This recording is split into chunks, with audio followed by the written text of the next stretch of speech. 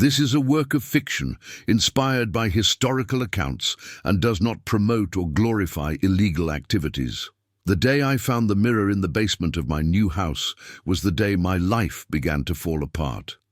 Not all at once, not like an imploded building that collapses in seconds, more like the erosion of a sea-battered cliff, slow, persistent, and somehow inevitable. I moved to Hollow Creek in March, when winter was still reluctant to leave. The small town in northern Maine wasn't exactly what I envisioned for a fresh start at 43, but after a divorce and my mother's death within 5 months of each other, anywhere outside of Boston seemed good enough. The 3-bedroom house at 17 Pine Street cost me a song, the kind of deal that makes you wonder what's wrong, but I was too desperate to care. 1880s house, fairly original, needs some work, the realtor said with that practiced smile that didn't quite reach his eyes. Now I know why he'd avoided my gaze when he signed the papers. For the first few weeks, I busied myself with remote work and small repairs around the house. The floorboards creaked, the pipes made strange noises at night, and occasionally I felt that peculiar sensation of being watched. Normal in old houses, I told myself. It's just the natural sounds of wood expanding and contracting. It was a rainy Tuesday when I finally decided to explore the basement. The door to it was under the stairs, locked with an old padlock that I easily gave way to a pair of pliers. The smell of mildew and something indefinable, something like rotting meat mixed with rusty metal, hit me immediately. The light switch didn't work, so I used the flashlight on my phone to navigate the steep steps that led down into darkness. The basement was larger than I had expected. Stacks of dust-covered boxes filled one corner, and antique furniture covered in dusty sheets was scattered like ghosts frozen in time. And then I saw the mirror. It was propped against the far wall, partially covered by a faded cloth that had slipped off, revealing half of its surface. It was a full-length mirror with an ornate frame of dark wood, carved with symbols that looked like a mix of letters and hieroglyphics. Even in the dim light, I could tell there was no dust on it. It looked clean, as if someone had recently polished it. I walked closer, fascinated by the elaborate frame. When I had completely removed the cloth, I saw my reflection, and for a moment, so brief it might have been just a trick of the dim light, I swore my reflection smiled at me before I smiled. At myself, I decided to take the mirror upstairs. It was heavy, but I managed to drag it through the basement and up the stairs. I placed it in my bedroom, against the wall opposite the bed. It was a beautiful object, probably valuable. I figured I might sell it eventually, but for now, I would. Enjoy its Gothic aesthetic. That night, I dreamed I was standing in front of the mirror, but my reflection didn't mirror my movements. It just stood there, watching me with a subtle smile as I moved. I woke up sweating, but I blamed it on the cheese I'd eaten before bed. The next morning I noticed something strange. A small cut on my forearm, nothing serious, just a scratch. But I didn't remember hurting myself. I shrugged it off and went about my day. That night, while working on my laptop, I had that feeling again, like someone was watching me. The room was empty except for me, and the curtains were closed. My eyes wandered around the room and stopped on the mirror. For a second, I thought. I saw movement, but it was just my own reflection flickering in the flickering light of the lamp. I went back to work, but I couldn't concentrate. Something about the mirror bothered me. I stood up and examined the frame again. The symbols seemed to almost vibrate beneath my fingers, and then I noticed something I hadn't seen before, a small compartment at the base of the frame. I pressed what seemed to be a hidden button, and the compartment opened, revealing a folded piece of yellowed paper. It was a page torn from an old book, handwritten in a language I didn't recognize, but on the back, in English, were written 3 words. Never look too deeply. I laughed nervously. Someone had a peculiar sense of humor. I put the paper away in the drawer of my bedside table, and went back to work. Later, as I was getting ready for bed, I avoided looking directly at the mirror, feeling an irrational pang of fear. The dreams returned that night. In the dream, my reflection stepped out of the mirror and stood at the foot of my bed, just watching me.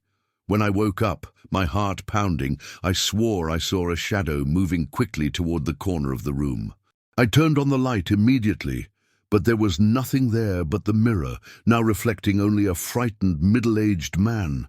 I had found 3 more cuts on my body that morning, small scratches on my back that I hadn't noticed until I was showering. My rational mind suggested that they might have been from broken fingernails on the bedsheet, or that I had scratched myself in my sleep. For the next few days, I avoided the mirror as much as possible, covering it with a sheet before going to bed, but that didn't stop the dreams, nor did the scratches, which appeared in increasingly difficult places to explain.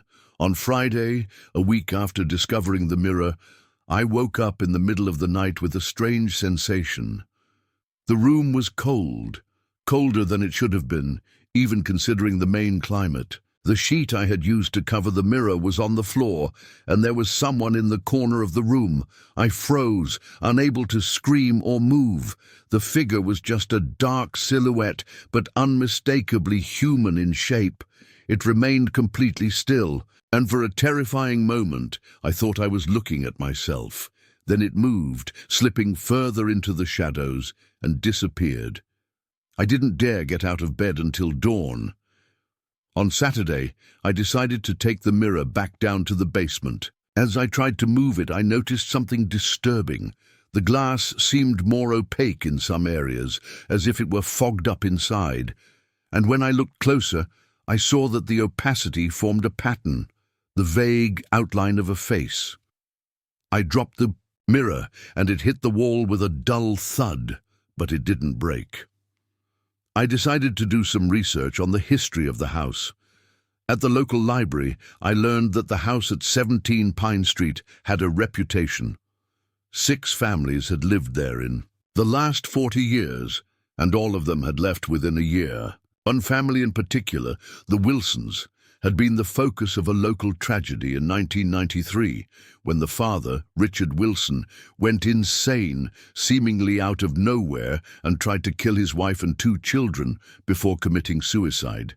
He said he saw people in the mirror, the elderly librarian told me when I mentioned my address, people who weren't really there. He began to think his family had been replaced by imposters.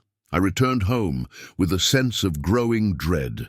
I tried to convince myself that it was just coincidence and local superstition. The mirror was just an object, and objects can't have a will of their own. But that night I woke up in pain. My left arm burned as if it had been torn open. I turned on the light and saw 4 deep scratches running from my wrist to my elbow, bleeding enough to stain the bedsheet, the sheet covering. The mirror was back on the floor, and the mirror no longer showed my room. It showed a different place, a dark room that looked vaguely like the basement, but deeper, older. And there were figures moving in the darkness. I threw the first object I could find, a lampshade, at the mirror. The glass cracked, but it didn't break completely. The cracks formed a strange, almost web-like pattern, and through them I could see eyes watching me. I fled the room and spent the night on the couch in the living room, shaking, and wondering if I was losing my mind. In the morning, armed with a sledgehammer I found in the garage, I returned to the room. The mirror was intact, no cracks at all. The broken lampshade was on the floor, but the mirror looked perfectly normal, reflecting the morning light streaming through the window. It was at that moment that I decided it had to go. I wasn't going back to the basement, it would be destroyed. I spent the day waiting, planning, gathering my courage. As the sun began to set, I grabbed the sledgehammer and went into the room. The mirror seemed to be waiting for me. For a moment, I hesitated, feeling foolish. It was just an old mirror after all, but then I saw my reflection smile when I certainly wasn't smiling. I raised the sledgehammer and struck the center of the mirror with all the force I could muster. The glass exploded into 1,000 pieces, some large, some tiny as dust. One of them cut my cheek, but I barely felt the pain, so high was my adrenaline. For one glorious moment I felt relief. It was over, I thought. Whatever this madness was, it was over. Then I saw the shards of glass move, not falling or settling, but dragging themselves along the floor as if they had a life of their own. I recoiled in horror as the shards began to reassemble themselves into the frame, like a jigsaw puzzle coming together. I fled the room, ran downstairs, and out into the street. I spent the night in a cheap motel on the highway, convinced that I had completely lost my mind. The next day, I returned to the house only to collect a few clothes and essential documents. I planned to leave, sell the house outright, count my loss as a lesson learned. When I entered the room, the mirror was there, perfectly intact, as if I had never tried to destroy it. But now there was one crucial difference. My reflection was no longer there.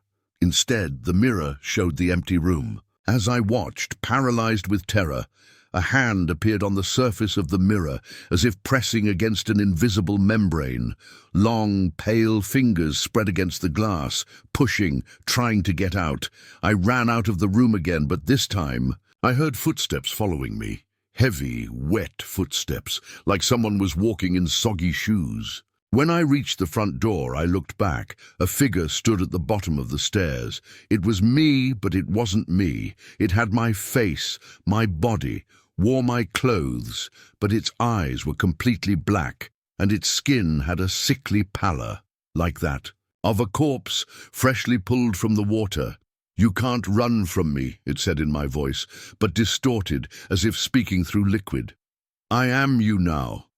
I ran out the door and got into my car. I drove aimlessly for hours, stopping only when I started to run out of gas. I pulled into a convenience store and ran to the bathroom. When I looked in the mirror over the sink, I almost screamed. My reflection was there, but it didn't move when I moved. He stood there watching me with a smile that grew wider and wider, stretching beyond what was anatomically possible.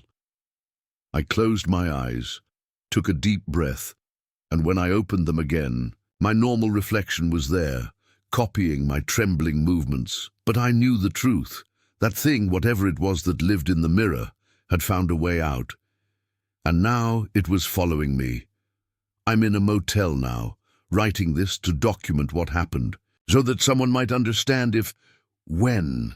I'm no longer here. I've tried to seek help, but how do you explain that your own reflection is hunting you, that something has come out of a mirror and is slowly taking its place in the world? The scratches keep appearing, deeper and deeper. This morning I found a long, thin cut around my neck, as if someone had drawn a line with a knife, showing exactly where they intended to cut later.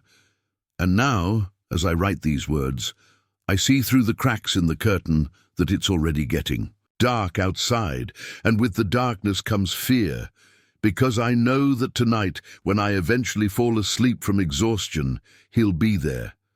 Not in the mirrors, not as a reflection or a shadow, but at the foot of my bed, watching, waiting, wearing, my face like an ill-fitting mask, and with each passing day he looks more like me as I begin to fade. I looked down at my hands this morning, and for one terrifying moment I could see through them, as if I were becoming a reflection as he became real. I don't know how much longer I have. I don't know if there's any way to stop this. I only know that I made a terrible mistake in taking that mirror out of the basement. That wasn't just a mirror, it was a door. And now it's open. If you're reading this and you find an old mirror with a frame carved with strange symbols, please leave it where it is. Don't look at it for too long. Don't take it home. And if you happen to walk past 17 Pine Street in Hollow Creek, Maine, and see a man who looks like me looking out the window, know that it's not me. I'm not there anymore. I'm here, on the other side of the glass, trying. to get back. And every time you look in a mirror, you run the risk of seeing me, or worse, of seeing something wearing your own face, waiting to trade places with you. Because now I know the truth about mirrors. They don't reflect reality. They contain something else.